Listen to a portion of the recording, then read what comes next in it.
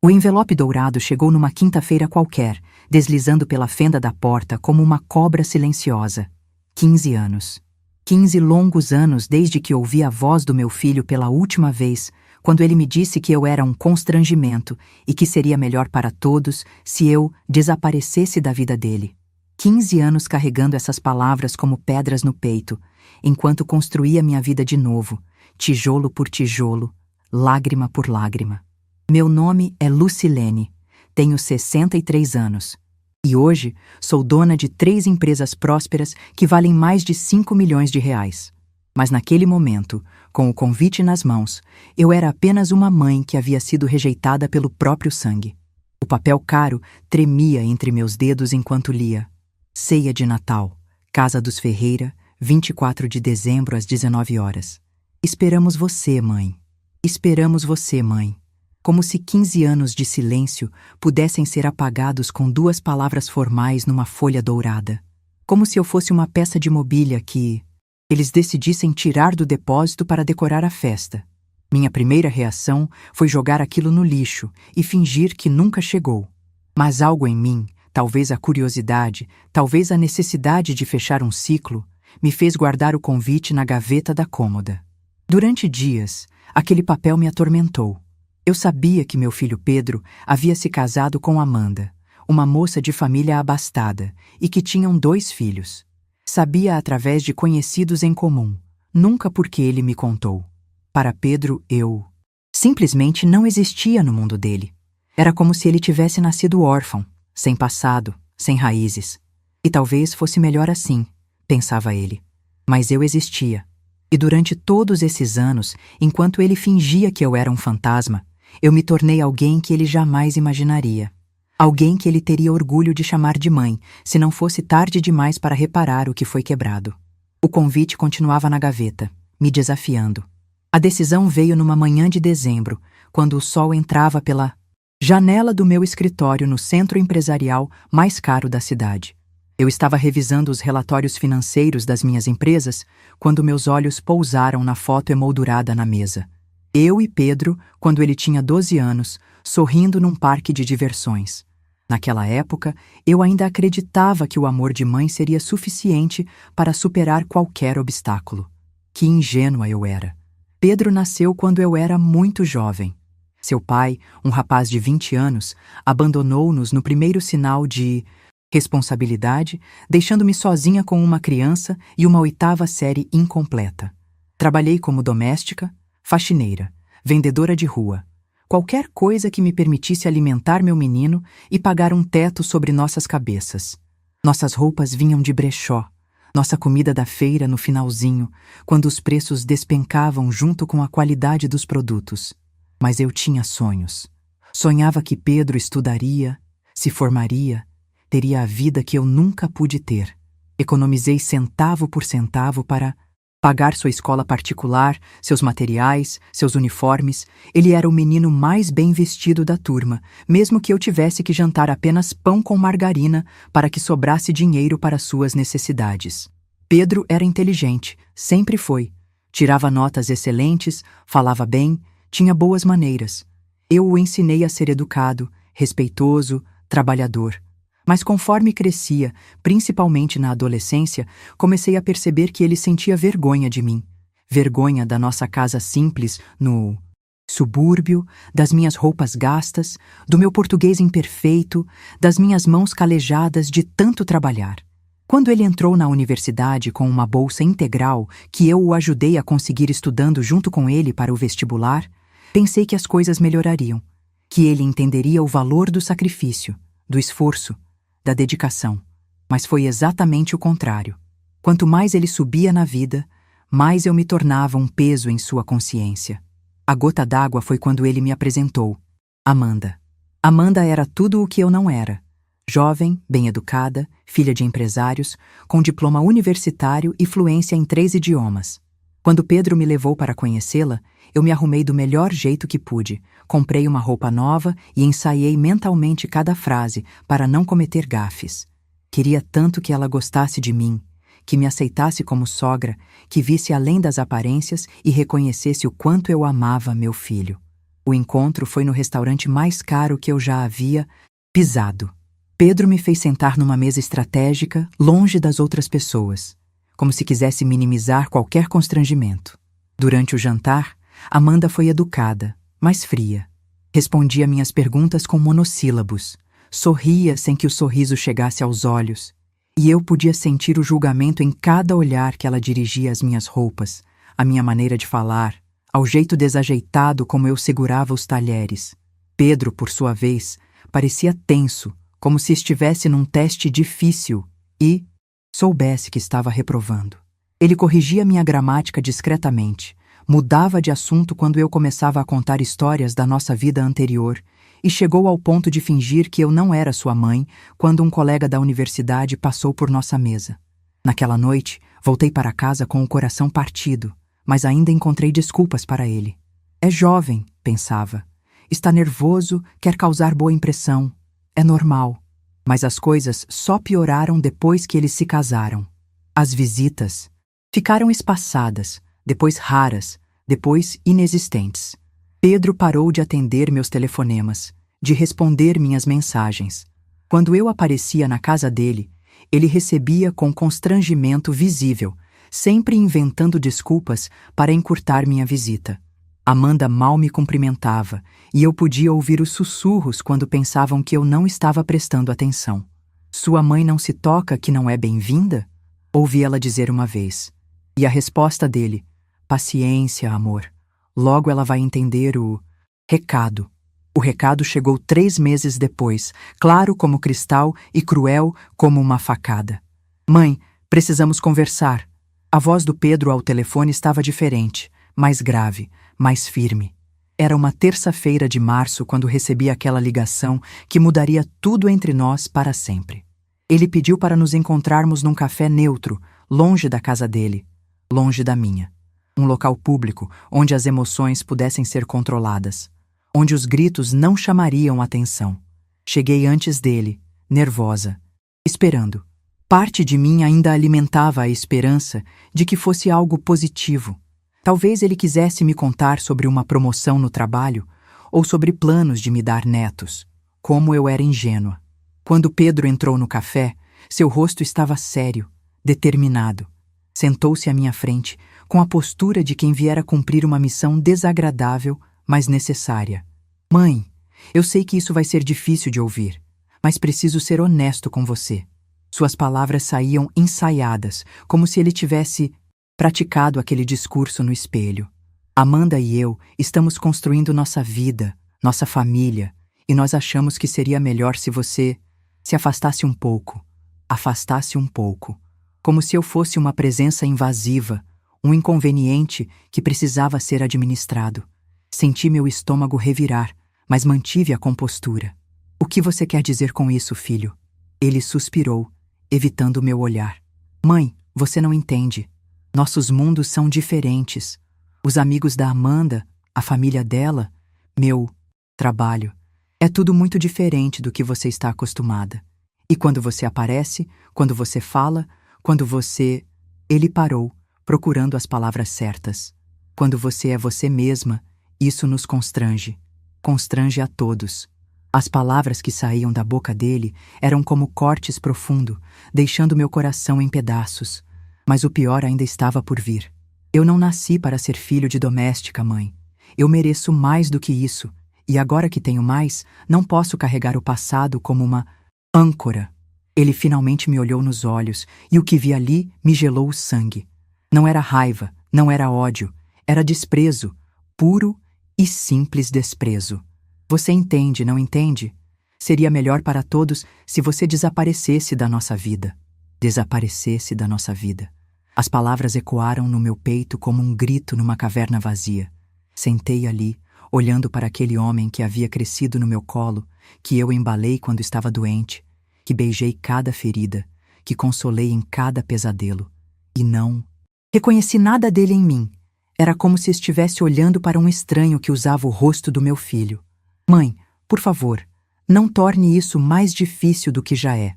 Ele se levantou, jogou algumas notas na mesa para pagar o café que eu nem havia tocado. "É melhor assim, para todo mundo." E saiu.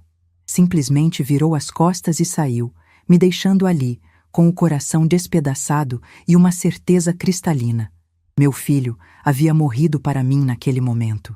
Saí daquele café como um fantasma. As palavras do Pedro ecoavam na minha cabeça. Eu não nasci para ser filho de doméstica. Como se eu tivesse escolhido aquela vida, como se não tivesse lutado cada dia para dar a ele tudo o que eu nunca tive.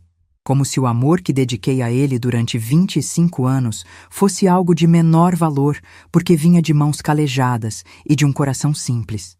Durante semanas, fiquei prostrada. Perdi o apetite, o sono, a vontade de sair de casa. Olhava para as fotos dele espalhadas pela sala e me perguntava onde havia errado, em que momento meu filho se transformou num estranho que sentia vergonha de mim.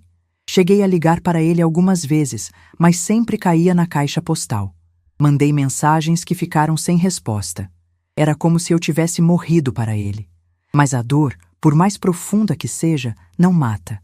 E depois de um mês, chorando pelos cantos, algo dentro de mim se rebelou. Não era raiva, não era ódio. Era uma determinação fria e cristalina. Se meu filho tinha vergonha da mãe que eu era, então eu me tornaria alguém da qual ele não poderia sentir vergonha.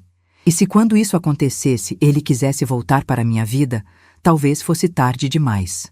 Comecei devagar. Voltei a trabalhar como faxineira, mas desta vez com um objetivo diferente. Observava tudo. Como os empresários se vestiam, como falavam, que tipo de negócios tocavam. Comprei livros de administração, fiz cursos online de gestão empresarial, aprendi sobre investimentos. Durante o dia limpava escritórios e casas. Durante a noite, estudava como uma possessa. A primeira oportunidade surgiu 6 meses depois do nosso último encontro. A senhora cujos escritórios eu limpava há 2 anos estava vendendo seu negócio, uma pequena empresa de produtos de limpeza, porque queria se aposentar. Ela me conhecia bem, sabia que eu era confiável e trabalhadora. Quando soube que eu tinha interesse e algum dinheiro guardado, me fez uma proposta irrecusável. Com todas as economias da minha vida e um empréstimo bancário que me custou noites de sono, comprei minha primeira empresa. Os primeiros 2 anos foram os mais difíceis da minha vida. Trabalhava 16 horas por dia, 7 dias por semana. Era vendedora, entregadora, contadora, secretária e faxineira da minha própria empresa. Minhas mãos, já calejadas de tanto trabalho, ganharam novas marcas. Minha coluna doía de carregar caixas pesadas, mas pela primeira vez em anos eu tinha esperança. A empresa crescia devagar, mas com solidez. Eu atendia pessoalmente cada cliente, garantia a qualidade de cada produto, cumpria cada prazo. Minha reputação de honestidade e eficiência se espalhava pelo boca a boca. Em 2 anos, consegui quitar o empréstimo e ainda tinha dinheiro para investir em melhorias. Foi quando descobri que tinha um talento natural para os negócios. Podia não ter diploma universitário, mas entendia as necessidades das pessoas, sabia calcular riscos, tinha uma intuição apurada para oportunidades. Comprei uma segunda empresa, desta vez uma pequena, confecção que estava falindo. Apliquei os mesmos princípios: trabalho duro, qualidade impecável, atendimento personalizado. Durante todos esses anos, não tentei mais contato com Pedro.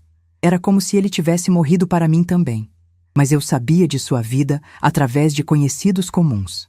Soube quando nasceram meus netos, Guilherme e Sofia. Soube quando ele foi promovido no escritório de advocacia onde trabalhava. Soube quando compraram uma casa maior num bairro nobre. Cada informação era um corte silencioso, disfarçado de curiosidade. Aos poucos, percebi que não sentia mais dor ao ouvir falar dele. Era uma indiferença estranha, como se ele fosse apenas o filho de uma conhecida, alguém cuja vida eu acompanhava de longe sem envolvimento emocional. Talvez fosse assim que as mães sobrevivem à rejeição dos filhos, transformando amor em indiferença, saudade em esquecimento. No 5º ano da nossa separação, comprei minha terceira empresa. Desta vez consegui financiamento bancário sem dificuldades. Meu nome já tinha peso no mercado. Eu tinha me tornado uma pequena empresária respeitada, com patrimônio em crescimento constante. Mudei-me para um apartamento melhor, comprei roupas melhores, cuidei da minha aparência. Mas tudo isso era para mim, não para impressionar ninguém. Especialmente não para impressionar um filho que me via como reduzida a nada. 10 anos se passaram desde aquele encontro fatídico no café. 10 anos de silêncio absoluto, de vidas paralelas que nunca se cruzavam. Eu me tornara Lucilene Santos, empresária de sucesso, respeitada no meio corporativo, com 3 empresas prósperas e um patrimônio que crescia a cada ano. Meu apartamento no centro da cidade era elegante, moderno, decorado com bom gosto. Eu tinha funcionários, secretária, motorista particular. Frequentava eventos empresariais, jantares beneficentes, reuniões de negócios.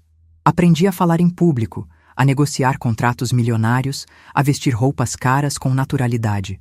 Meu português melhorou, minha postura mudou, minha confiança cresceu. Eu era uma mulher completamente diferente daquela que Pedro havia rejeitado uma década antes. Mas havia uma regra inquebrantável na minha nova vida: jamais usar minha posição ou dinheiro para me aproximar dele. Jamais tentar comprar seu amor ou respeito.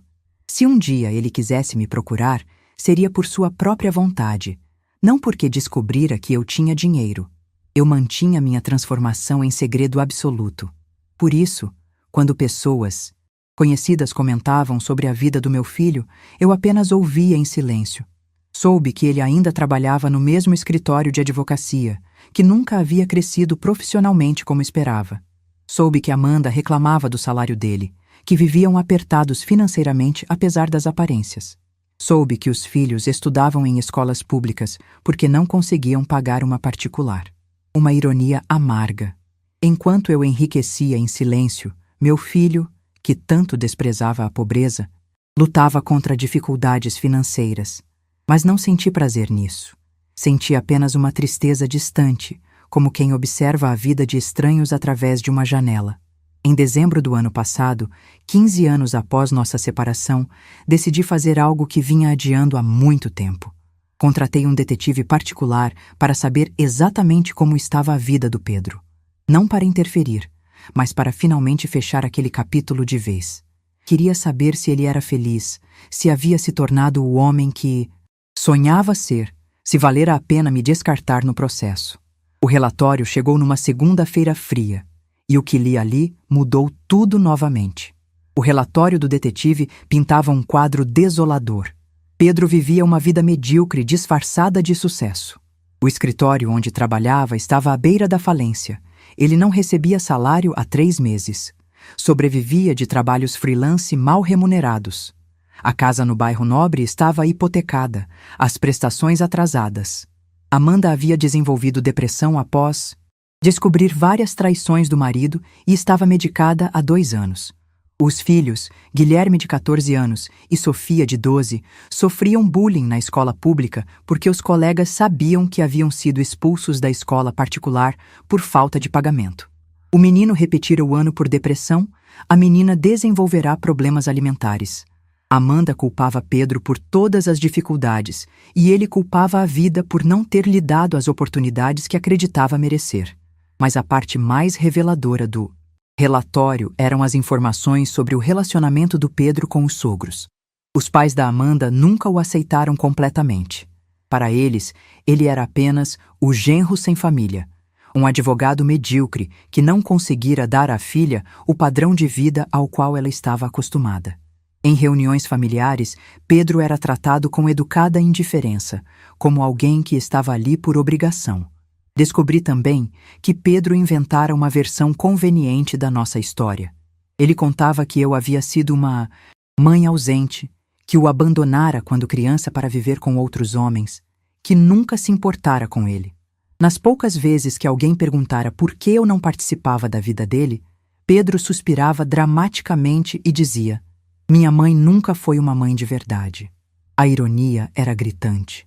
O homem que me rejeitara por vergonha das nossas origens humildes, agora era desprezado pelos sogros ricos. O homem que queria tanto ser aceito pela alta sociedade, vivia de aparências sustentadas por dívidas e mentiras. O homem que tinha vergonha de ser filho de doméstica agora tinha filhos que passavam necessidades. Fechei o relatório com um misto de tristeza e alívio. Tristeza pelo menino que eu criara, que se tornara esse homem amargurado. Alívio por ter descoberto que ele não merecia nem minha dor, nem minha saudade. Foi então que o convite chegou. O convite dourado que chegou naquela quinta-feira não era fruto de saudade ou remorso. Era desespero disfarçado de reconciliação. Através dos meus contatos, descobri rapidamente o que havia motivado Pedro a me procurar depois de 15 anos de silêncio. Ele estava completamente falido e havia ouvido rumores de que eu tinha algum dinheiro guardado. Alguém da nossa antiga vizinhança havia comentado que eu morava num apartamento melhor, que tinha melhorado de vida. Pedro, em sua arrogância, imaginou que eu talvez tivesse conseguido um emprego melhor ou me casado com alguém com posses. Jamais passou pela sua cabeça que eu pudesse ter construído um império empresarial. Para ele, eu continuava sendo a mesma doméstica limitada de 15 anos atrás.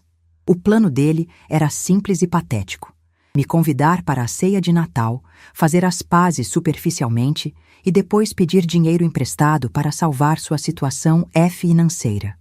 Amanda havia concordado com o plano apenas porque a alternativa era perder a casa e admitir publicamente a falência da família. Durante uma semana, analisei cuidadosamente minha resposta. Podia simplesmente ignorar o convite e seguir minha vida. Podia mandar um cartão educado declinando. Podia aparecer como a Lucilene que eu era agora e chocar a todos com minha transformação. Ou podia fazer algo muito mais interessante. Decidi aceitar o convite, mas não como a empresária de sucesso que me tornei. Decidi ir como a Lucilene que Pedro esperava encontrar. A mãe humilde, um pouco melhor de vida, mas ainda a mesma mulher que ele desprezara. Queria ver até onde ia sua hipocrisia. Queria entender o tipo de homem que meu filho se tornara antes de revelar quem eu me tornei. Comprei roupas simples, mas arrumadas, guardei minhas joias caras, dispensei o motorista. No dia 24 de dezembro, peguei um ônibus até a casa dele, carregando uma sacola simples com presentes modestos para os netos que nunca conheci.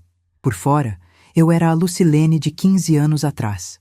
Por dentro, eu era uma mulher com um plano. Um plano que mudaria para sempre a vida de todos naquela mesa de Natal. A casa do Pedro ficava num bairro que tentava ser nobre, mas não conseguia esconder os sinais de decadência. O jardim mal cuidado, a tinta descascando nas paredes, o portão enferrujado, tudo gritava dificuldades financeiras disfarçadas de normalidade. Toquei a campainha às 7 da noite em ponto, meu coração batendo forte não de nervosismo, mas de uma expectativa quase científica sobre o que estava prestes a acontecer. Pedro abriu a porta e por um segundo vi surpresa genuína em seus olhos. Eu estava diferente, mais arrumada, mais elegante do que ele se lembrava, mas não exageradamente. Calculei cada detalhe para parecer uma mulher que havia melhorado de vida modestamente. Talvez um emprego melhor, talvez um namorado generoso. Mãe! Ele me abraçou com um entusiasmo forçado, e eu senti o quanto aquele gesto lhe custava. Que bom que você veio. Entre, entre. A sala estava decorada para o Natal, mas tudo tinha um ar de segunda mão mal disfarçado. Amanda apareceu com um sorriso tenso, mais magra do que nas fotos que eu havia visto, com olheiras profundas que nem a maquiagem conseguia esconder.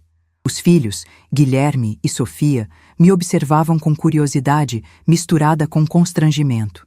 Claramente haviam ouvido versões distorcidas sobre quem eu era. Então você é a avó que sumiu, disse Sofia com a crueldade inconsciente das crianças. Amanda a repreendeu rapidamente, mas o estrago estava feito. Pedro riu nervoso e mudou de assunto. Durante o jantar, observei cada interação, cada olhar, cada palavra não dita. A Amanda mal falava comigo. Respondia minhas perguntas com educação fria. Pedro forçava conversas sobre minha vida, pescando informações sobre minha situação financeira com a sutileza de um martelo. Os sogros de Pedro, que haviam sido convidados para conhecer a família do genro, me tratavam com a condescendência que reservavam aos pobres em eventos de caridade. Enquanto comíamos o peru seco e a farofa sem tempero, eu fingia ser a mulher simples que eles esperavam. Contei histórias inventadas sobre meu trabalho de faxina, meu apartamento pequeno, minha vida modesta. Pedro relaxava visivelmente a cada mentira, calculando mentalmente quanto poderia me pedir emprestado. Era hora de começar meu próprio show. Depois da sobremesa, quando Pedro me levou para a varanda para conversarmos a sós, eu sabia que havia chegado o momento da verdade. Ele estava nervoso, esfregando as mãos, ensaiando mentalmente o discurso que preparara. Durante toda a ceia, eu havia observado sua performance, como ele fingia interesse pela minha vida, como forçava sorrisos, como Amanda sussurrava com os pais sobre a situação constrangedora. Mãe, ele começou, olhando para o jardim mal cuidado. Eu sei que nossa separação foi complicada, mas eu tenho pensado muito sobre isso, sobre família, sobre o que realmente importa. Suas palavras soavam ensaiadas, vazias de emoção real. Talvez eu tenha sido muito duro com você naquela época. Eu era jovem, imaturo. Permiti que continuasse sua encenação patética. Ele falou sobre mudanças, sobre amadurecimento, sobre a importância da família. Tudo mentira, claro. Eu podia ver em seus olhos que ele ainda sentia o mesmo desprezo de 15 anos atrás, apenas disfarçado pela necessidade. A verdade é, mãe, ele finalmente chegou ao ponto. Eu estou passando por algumas dificuldades financeiras. Temporárias, é claro. Mas você sabe como é o mercado advocatício hoje em dia. Ele suspirou dramaticamente. Eu ouvi dizer que você andou melhorando de vida, que talvez tenha conseguido juntar algum dinheiro. Então era isso. 15 anos de silêncio, de rejeição, de humilhação. E ele achava que podia simplesmente me usar como um banco, que eu seria grata pela oportunidade de ajudá-lo, feliz por ser necessária novamente, que meu amor de mãe seria mais forte que minha dignidade. Quanto você precisa, filho? Perguntei com a voz mais doce que consegui. Seus olhos brilharam com alívio e ganância. Bem, são cerca de 50 mil reais. Eu sei que parece muito, mas é só um empréstimo. Eu pago de volta com juros, prometo. Ele pegou minha mão, forçando um carinho que não sentia. Você sempre foi uma mãe incrível. Sempre me apoiou. E agora eu finalmente entendo o valor disso. Sorri. 50 mil reais. Repeti pensativa. É uma quantia interessante. Voltamos para a sala, onde todos nos aguardavam com expectativa mal disfarçada. Amanda tentava parecer casual, mas seus olhos seguiam cada movimento nosso. Os sogros conversavam baixinho, claramente curiosos sobre o desfecho da conversa. Bem, anunciei para todos. Pedro acabou de me fazer um pedido muito especial. Todos se voltaram para mim, a atenção completa. Ele quer que eu empreste 50 mil reais para ajudá-lo com algumas dificuldades financeiras. O silêncio na sala era ensurdecedor. Amanda ficou vermelha de constrangimento por ter a situação financeira da família exposta assim. Os sogros trocaram olhares de desaprovação com Pedro. Guilherme e Sofia pareciam confusos. E eu tenho uma resposta para você, meu filho, continuei, minha voz ganhando uma firmeza que ninguém esperava. Peguei minha bolsa simples e dela tirei não um talão de cheques, mas um smartphone caro que havia escondido até aquele momento. Vou te dar muito mais que 50 mil reais, disse, digitando rapidamente no aparelho. Vou te dar uma lição que vale milhões. Mostrei a tela do celular para todos na sala. Era meu aplicativo bancário, mostrando um saldo que fez Amanda engasgar e os sogros dela emudecerem. 5.847.332 e 18 centavos. Meu nome é Lucilene Santos, anunciei com calma. E eu sou dona de 3 empresas que faturam juntas 8 milhões por ano. Eu não preciso pedir dinheiro emprestado para ninguém, Pedro. As pessoas pedem dinheiro emprestado para mim. O choque na sala era palpável. Pedro estava pálido, olhando para o telefone como se fosse uma cobra venenosa. Durante 15 anos, continuei. Enquanto você fingia que eu não existia, eu construí um império. E sabe por quê? Porque você me ensinou que eu não era boa o suficiente sendo quem eu era. Então, eu me tornei alguém melhor. O silêncio que se seguiu à minha revelação era denso como chumbo. Pedro me olhava com a boca entreaberta, o rosto alternando entre palidez e vermelhidão. Amanda havia se sentado pesadamente numa poltrona, as mãos tremendo. Os pais dela me observavam como se eu fosse um alienígena que acabara de aterrissar na sala. Guilherme e Sofia trocavam olhares confusos, tentando processar o que significava ter uma avó milionária que eles nem sabiam que existia. Isso não é possível, Pedro balbuciou, finalmente encontrando a voz. Você era uma doméstica? Completei por ele, guardando o celular na bolsa com calma calculada. Uma mulher sem educação? Um constrangimento? É isso que você queria dizer, filho? Ele engoliu em seco, sem resposta. Eu me levantei, assumindo uma postura que eles nunca haviam visto em mim. Ereta, confiante, poderosa. Deixe-me contar uma história para vocês, disse, caminhando lentamente pela sala, todos os olhos grudados em mim. Era uma vez uma mãe que trabalhou 3 empregos para pagar escola particular para o filho, que comeu pão seco para que ele tivesse carne no prato, que estudou com ele até altas horas para que tirasse boas notas, que vendeu seus únicos brincos de ouro para comprar livros para o vestibular dele. Parei em frente, a árvore de Natal decorada com enfeites baratos. Essa mãe acreditava que amor era suficiente, que sacrifício seria reconhecido, que dedicação seria recompensada com gratidão. Virei-me para Pedro. Que ingênua ela era. Amanda tentou falar.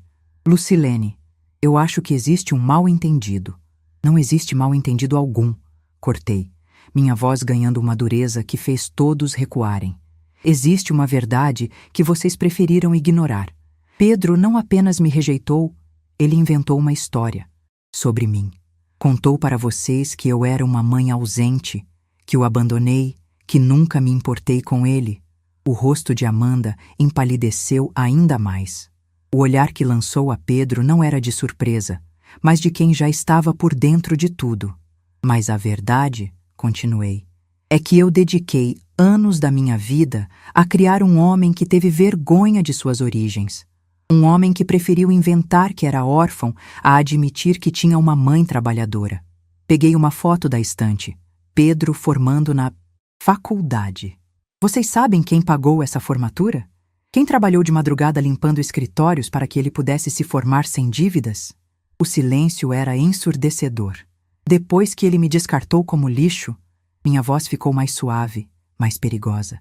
Eu chorei por um mês inteiro lamentando ter falhado como mãe, até que entendi que eu não havia falhado. Eu havia simplesmente criado um homem sem caráter. Pedro tentou falar. Mãe, Não, interrompi com firmeza. Você falou há 15 anos. Agora é minha vez. Caminhei até a janela, olhando para o jardim descuidado. Sabe o que eu fiz depois daquele dia no café? Decidi que se meu filho tinha vergonha da mãe que eu era, eu me tornaria uma mãe da qual ele não poderia ter vergonha. E consegui. Virei-me para todos na sala. Mas descobri algo interessante no processo. Eu não precisava da aprovação dele. Não precisava do seu amor, do seu respeito, da sua presença na minha vida. Eu me bastava. Guilherme, o neto que eu nunca conhecera, falou pela primeira vez. Pai, você mentiu para a gente sobre a vovó? Pedro abriu e fechou a boca como um peixe fora d'água. Amanda o encarava com raiva contida, os olhos carregados da fúria de quem já sabia exatamente o que estava acontecendo. Não havia surpresa em seu olhar.